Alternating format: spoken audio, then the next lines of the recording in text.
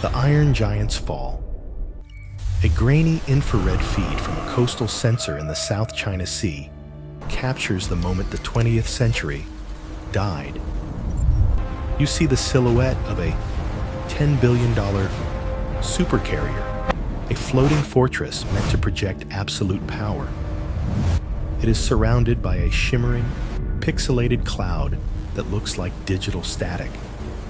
These are not missiles. They are 10,000 autonomous drones, each costing less than a high-end smartphone. You watch as the carrier's multi-billion-dollar defense systems saturate, unable to track 5,000 simultaneous points of impact. The pride of the Navy doesn't sink from a single explosion. It is consumed, piece by piece, until the flight deck is a graveyard of molten aluminum. This is the end of the aircraft carrier era. The age of the disposable swarm has arrived. Seal broken, file open. You stand on the deck of a dying giant, feeling the vibration of 1,000 micro-impacts. The air smells of ozone and burning jet fuel. There is no heroic dogfight, no cinematic battle.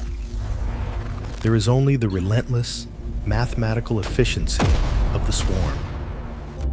The analyst sees the collapse of the 100-year naval doctrine. The systems engineer sees a hardware architecture that can no longer scale against the cost of its own destruction. We are witnessing the most expensive obsolescence in human history, the illusion of naval supremacy. For decades, the aircraft carrier was the ultimate chess piece in global geopolitics. In 2025, the illusion remains that these steel behemoths guarantee the freedom of the seas. We believe that a 100,000-ton ship is an impenetrable wall of sovereignty. However, the data anchors tell a different story.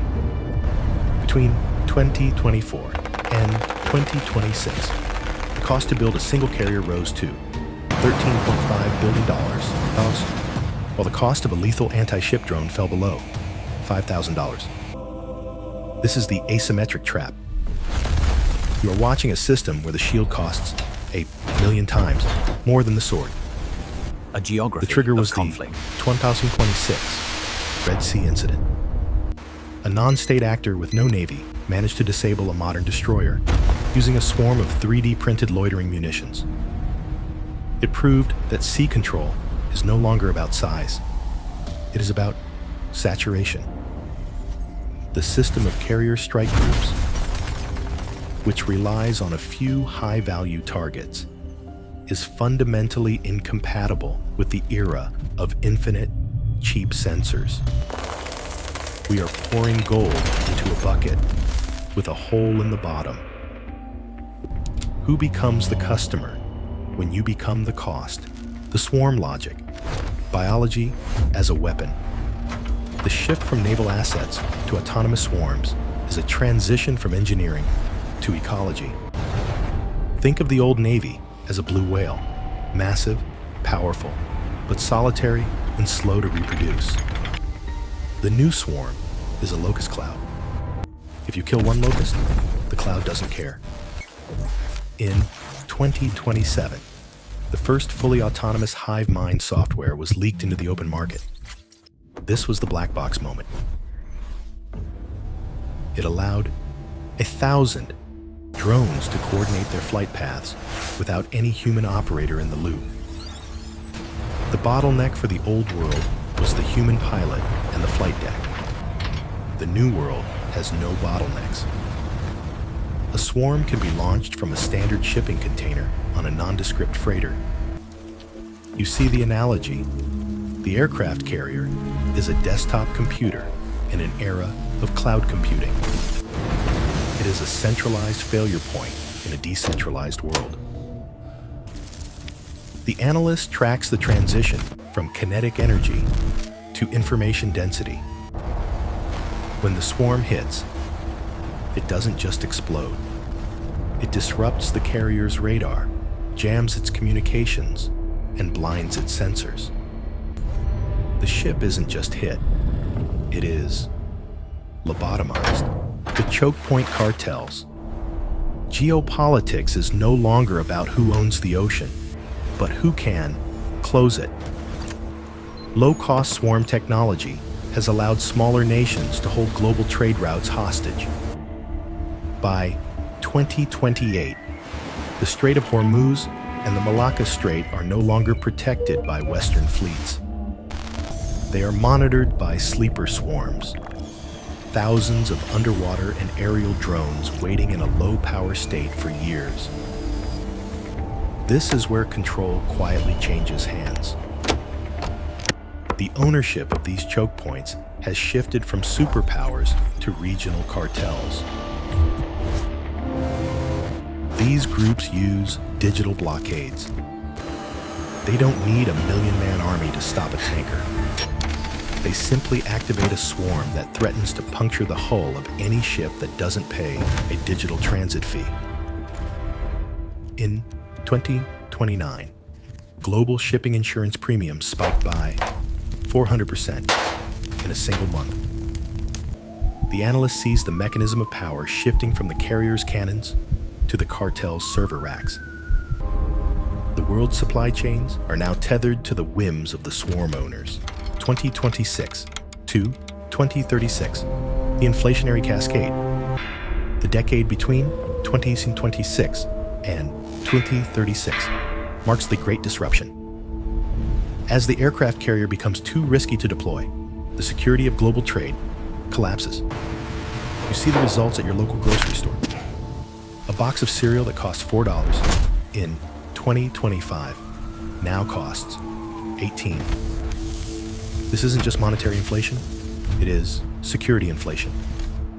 When the sea lanes are no longer guaranteed, the cost of moving goods becomes a luxury.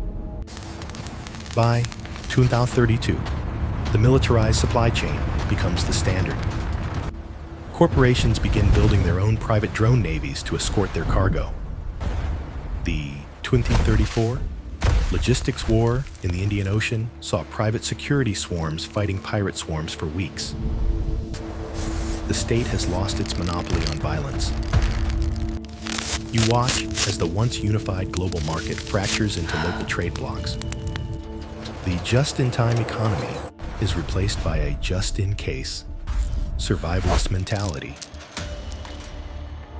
The carrier was the guarantor of the old world's abundance. Its absence is the architect of the new world's scarcity, the human impact, the renter's choice. You walk through a coastal port city in 2038, and the silence is deafening. The massive cranes are rusted and still. A former logistics inspector named Elias sits on a pier, watching a swarm of maintenance drones repair a private yacht. He remembers when the arrival of a carrier meant safety and a booming local economy. Now, it means nothing. Elias trades his remaining energy credits for a synthesized meal, wondering if the cargo ships will even arrive this month. He is part of the stranded generation.